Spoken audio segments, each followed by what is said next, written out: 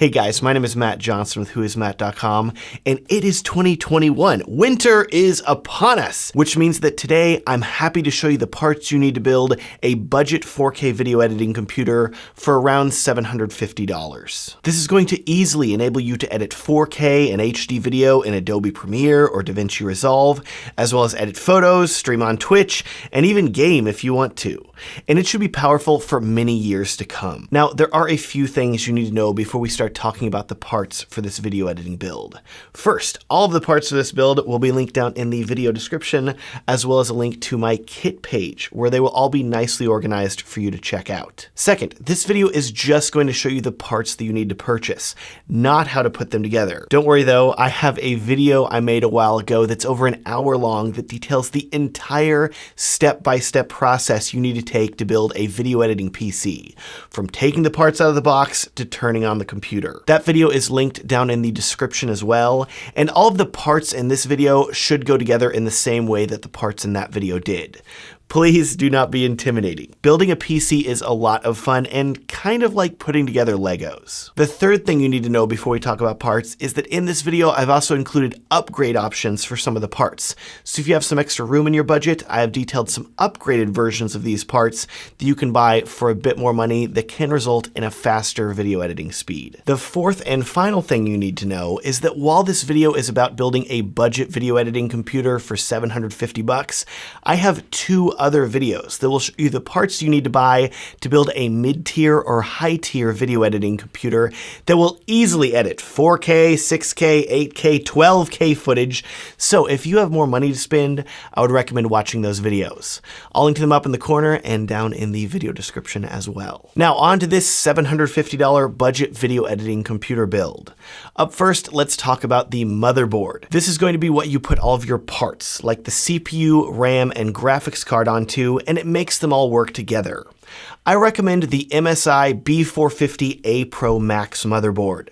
With this motherboard, you're getting a good mix of features for a good price, and you're also getting a motherboard that should work with future AMD CPUs. So you can save some money and not have to upgrade your motherboard if you decide to upgrade your CPU in the future. Next up, let's talk about the CPU, the brain of the computer, which is arguably the most important part when it comes to video editing. Because a fast CPU with a lot of cores is going to make a drastic difference in how fast your videos edit and render. I'm going to recommend you purchase the Ryzen 5 3600 CPU, which is a fantastic budget option with 6 cores and 12 threads of performance. And at a price of $200 at the time of recording this video, this is a great CPU that has a nice price too. That said, if you have more money to spend though, AMD's Ryzen 7 3700X CPU will give you 2 more cores and a nice jump in performance for around $120 more. Moving on, let's talk about RAM, aka memory. This is what your computer needs to run its programs. For RAM, I would recommend 16 gigabytes of Corsair LPX DDR4 RAM at 3200 megahertz.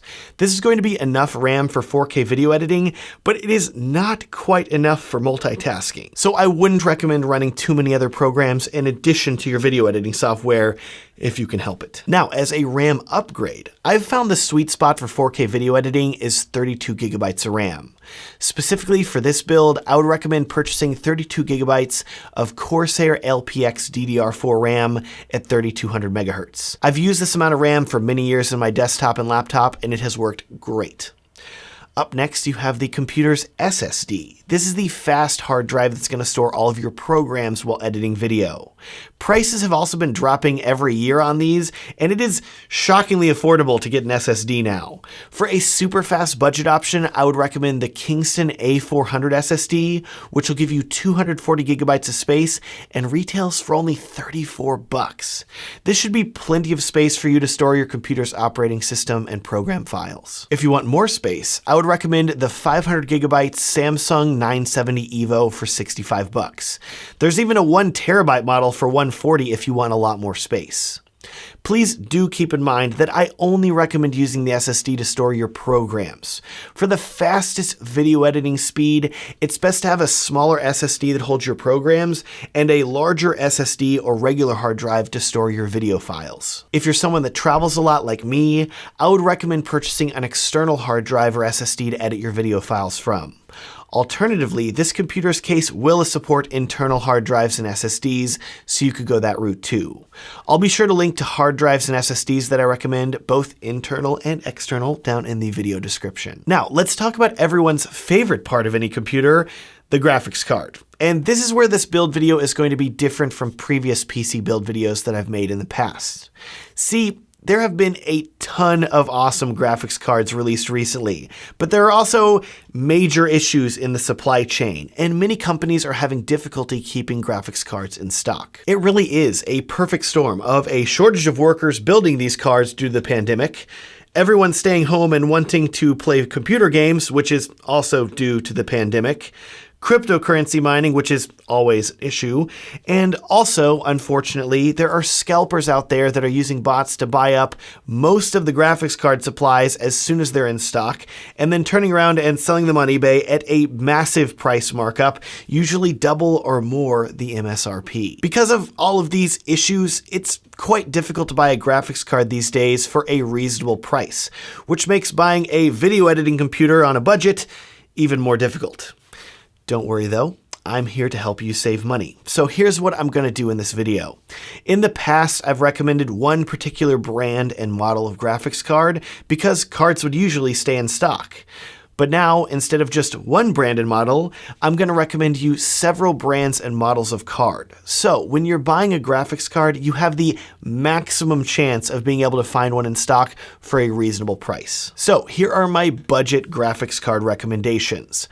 First, let's talk about brands. When you're looking for a graphics card, you're going to see a lot of brands like Asus, MSI, EVGA, Gigabyte, Zotac, PNY. There are a ton.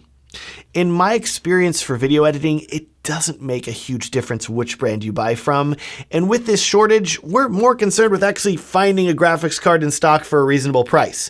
So if you find a card from any of the above brands, I'd say you're probably good to go, as long as the card doesn't have a ton of horrible reviews online. So if all those manufacturers are usually good, which specific model of graphics card should you buy? I'll start by recommending the NVIDIA GTX 1050 Ti, which is one of the cheapest cards available today that's capable of 4K video editing. Surprisingly, for the most part, I've been able to find this card in stock and under $200. The only con of this card is that it only has 4 gigabytes of video memory. So while yes, it will work for 4K video editing, if you have the budget and can find one of the other card options with more video RAM that I'm about to tell you about, you'll want to go with one of those. Now, here are more cards that I would recommend that should offer better performance and should still be relatively affordable if you can find them in stock. For other NVIDIA cards, I would recommend the NVIDIA GTX 1660 Super and RTX 3060 Ti. These cards are hard to find in stock, especially the RTX 3060, but if you can get one at retail price, it should be for around $400 or less. Now, for AMD cards, I would recommend the Radeon RX 570, RX 580, 5500 XT, and 5600 XT. If you get one of these, you should be good for 4K video editing, but make sure you get the model with 8 gigabytes of video RAM. They also have 4 gigabyte video RAM models, but they're not quite as good. I'll link below to all of these cards that I just talked about that are in stock, but I can't guarantee they'll stay in stock because these things change literally from hour to hour. Because stock can be so hard to keep up with, I would recommend setting up stock alerts at Amazon, Newegg, and B&H so you can be notified as soon as they come back in stock. In addition, if you live close to a Micro Center or Best Buy and can go in person to the store, there is a much better chance that you may be able to find one in stock at a physical location. Last thing about graphics cards. If you find a store that has them in stock, please come back to this video and leave a comment telling others so they can filter by new comments and hopefully buy one too. Graphics cards over, we're almost done. Let's talk about the power supply for this build, which you're going to need to give your parts all of the electrical juice that they crave. I would recommend this EVGA 500 watt power supply, which is a great price and quite energy efficient. Please keep in mind this is not a modular power supply, meaning that all of the cables are permanently attached to the back of the power supply. This can make cable management a bit more difficult, but it does keep the cost down. If you have some extra money though and want easier cable management, I would recommend the EVGA BQ 500 watt power supply, which is semi-modular and should result in a cleaner looking build for not too much more money. Lastly, you need something to put all these parts inside: a case. One of my favorite cases is the NZXT H510, which is pretty but still looks professional. There's no RGB or crazy colors, it's just a well-built case that will look good on or under a desk. The roughly $70 price tag isn't bad either. Now, I do want you to be aware that the H510 case does not have any 5.25-inch bays, meaning that you're not going to be able to install a CD, DVD, or Blu-ray burner inside this case. The good news is that you can pick up an external DVD burner for around $25 and an external Blu-ray burner for less than $100. If you really want a case with a 5.25-inch drive so you can install an internal DVD or Blu-ray burner, I would recommend the Cougar MX330G. This case isn't quite as pretty as the NZXT H510, but it has great airflow and thousands of people love it. And that is your $750 video editing PC build. As always though, there is more that you're going to need: mouse, keyboard, monitor, speakers, operating system. For all of those physical accessories, there are so many options out there that are going to depend entirely on what you prefer. I will link down in the description to my recommendation for keyboards, mice, speakers, and both a 1080p and 4K monitor depending on what you want. I would personally recommend the 4K option. As far as the operating system goes, I would recommend Windows 10, and I've included a link down in the description to a Tom's Hardware article where you can read about how to get a copy of Windows 10 for free or for very cheap. With that, thank you so much for watching. It would be a huge help to me if you would consider liking this video and subscribing if you want to see more PC build guide videos in the future. Please keep in mind, these parts are all linked below and the prices are subject to change, and the parts can go out of stock sometimes very quickly.